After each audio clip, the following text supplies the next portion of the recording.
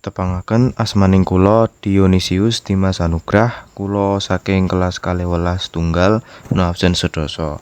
Kula wonten video menika badhe maos kriyos cekak kaliyan ira-irahan Muspro dening Nini Cleom. Rampung kuliah lan gondol gelar DRA. Wektune Indri dari Ombir. Wayahe esuk sawise resik. Adate terus ngrewangi lik iyah masak ana ing pawon. Ibune ku wis sepuh, mula mung disekarep sak kersane. Bapakne sing pensiunan kapten tentara wis seda nalika Indri isih ana ing kelas 3 SMA. Dene Kang Mase Indra wis omah-omah untuk Putri Solo, kanca tunggal profesi ing kutha Bengawan kuwi. Saiki Indri ana ngomah mung karo ibu lan lek iyah rewange. Bubar wisuda, Indri terus gawe lamaran ben enggal nyambut gawe. Ning nyatane durung ana sing nyantol. Wis setahun dheweke isih nganggur. Sing oleh kerja dhisik malah pacare, sing jenenge Prananto. Karang yo insinyur bangunan, dadi terus kecantil gawean. Emane tugase kok ana ning Jakarta. Dadi kepeksa ninggalake Jogja lan uga Indri. Nalika cetha yen entuk panggilan, wayah sore Prananto tekan menyang omahe kekasih menawi weruh. Diin, aku entuk panggilan kerja ning Jakarta. Piye? Dak lakoni apa ora penake? Kandhane Prananto. Weh, lah, yo dilakoni to, Mas. Jalarane pancen kuwi sing diarep-arep jare. Wangsulane Indri bungah. Ning piye, Dik? Awake dhewe kanggo sawetara kudu pisah. Mongko jarake adoh. Nek kangen piye? Oalah Mas Pran. Kok kaya jaman Majapahit wae sing menyang ngendi-ngendi kudu mlaku. Jaman saiki kan ngen mono iso ditambani sarana krungu suarane. Weruh fotone. Apa gunane mu kagungan HP? Prananto dadi guyu krungu wangsulane Indri. Kanthi gemes irunge Indri dipites kebak ase lan gregetan. Yo wis Dik, nek sliramu setuju aku tak mangkat ngiras nyoba nyambut gawe.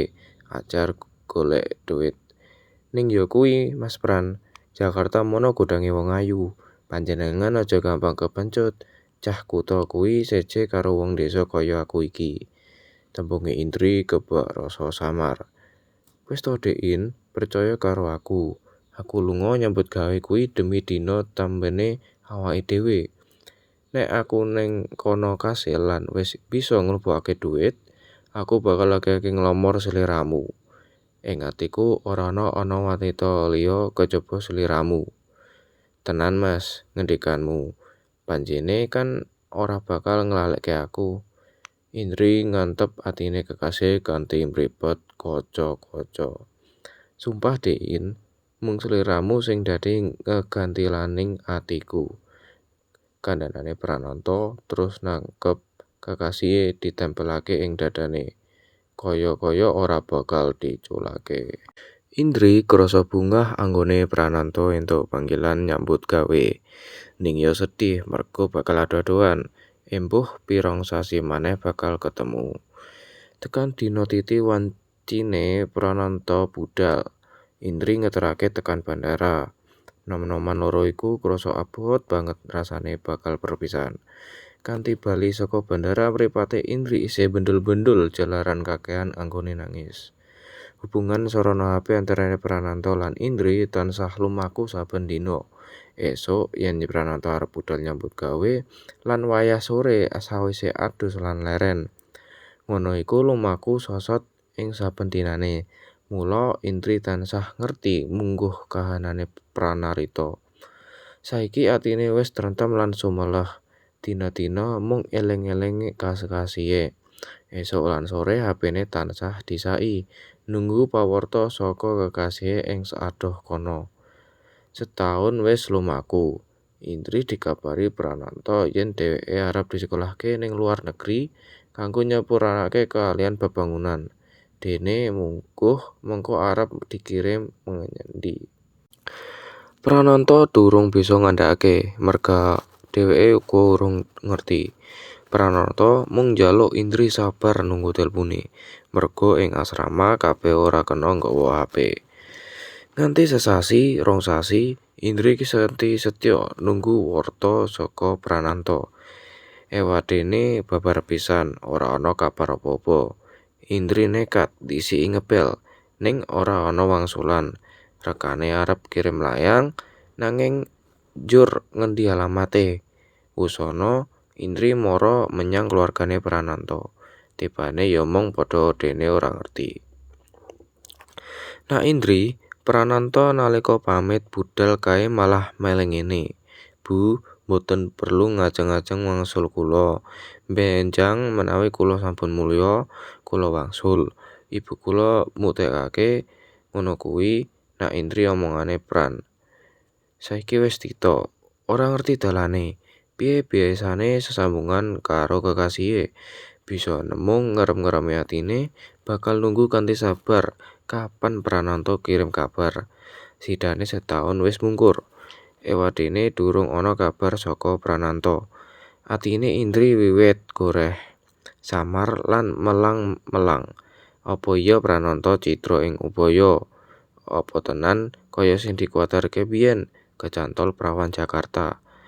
Indri angluh, tresnane wis kadung ngoyot ning balung sumsum. Apa maneh ngelilingi prasetyane Prananta ndek samono. Nanging Indri tetep bakal setya ngenteni Prananta. Wektu liburan dawa, Endra teka karo kancane sing jeneng Prastawa. Weruh citrane Indri sing ayu, Prastawa kepiranan, mula terus terang kandha marang Indra lan matur ibune. Monggo wae nak Pras, nek Indri gelem, mung biyen kayane Indri kuwi wis duwe kanca raket, ning wis suwe banget kok ora tau ketok. Mbah saiki, ujare ibune.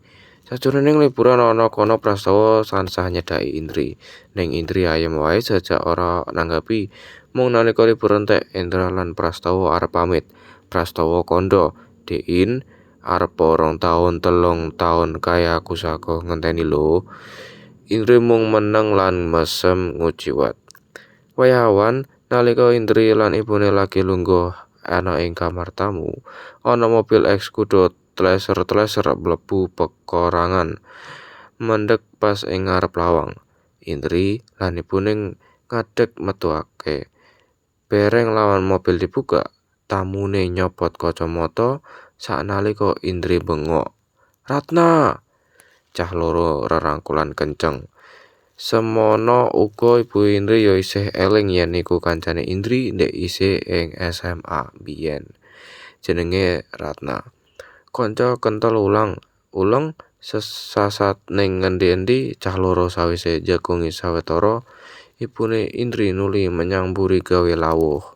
Karepe supaya Ratna mengko ben mangan karo Indri bareng-bareng. Dasar wis setahun-tahun ora ketemu, karepen tanek tutut anggone cerita kangen-kangenan. Ing antarane pitakone Indri, "Rat, bar SMA kae kowe terus ning ngendi?" "Kaya kunjur ning Surabaya nderek simbah, nganti kuliahku rampung." "Ning In, bapak sing nyekel bengkel mobil ning Jakarta kae sedo. Gandeng ora duwe anak lanang, mula ibu dhewe sing ganti." "Jeneh kowe kaya urung dong kawin to, Rat?" Indri nyela. "Ah, Mbok In, tak tutuke ceritaku dhisik. Ngerti-ngerti ibu kok kandha arep kawin karo sing duwe toko onderdil mobil cedhak bengkele ibu kono. Wonge babak umure yen karo ibu. Karo aku yo gematiin, kaya anake dhewe. Aku tansah ditari-tari kepengin apa-apa, mesti ditukokke akeh." Ratna nuli leren anggone cerita, nanging Indri mung meneng jigleng ngenteni teruse cerita. "Ning ya kuwi In, ing wayah bengi nalika aku turu pules, bapakku kualon iku mlebu kamarku lan ngrayahi awakku. Mesti wae aku kaget lan jerit. Ibu krungu lan gage ngungak kamarku. Aku kandha ponanane. Wusana ibu nesu. Wong loro padha rame. Wusanane padha pisahan." Ratna mungkasi anggone cerita karo ambekan lega. "Njur saiki Tante Ari, iku ibune Ratna, bali dadi randha maneh ya Rat?" Indri nantiake. Ratna ora tumuli wangsulane. Panyawange adoh tumlawung nuli kandhane. Sing kere iki aku kudu jengkel karo Ibu In. Lah piye? Saiki malah gawa mulih Joko ganteng. Jare insinyur nyambi borong perumahan elit karo wong-wong sugih. Cocoke malah dadi pacarku. Wong saumuran karo aku. Aku moh ingin dikon ngundang bapak. Aku ngundang om. Ibu ketoke seneng tenan karo wong iki. Dasare isih nom, bagus tur pinter golek duit. Di buku saiki wis digawekake omah ana gading. Wong jare bocah kuwi asale yo saka kene kok In. Wis 6 sasi aku ene karo ibu. Dene saka njero ruang tengah keprungu meleseting srondol jegaki kekarone kaget. Prananto lan Indri mung padeng-padengan.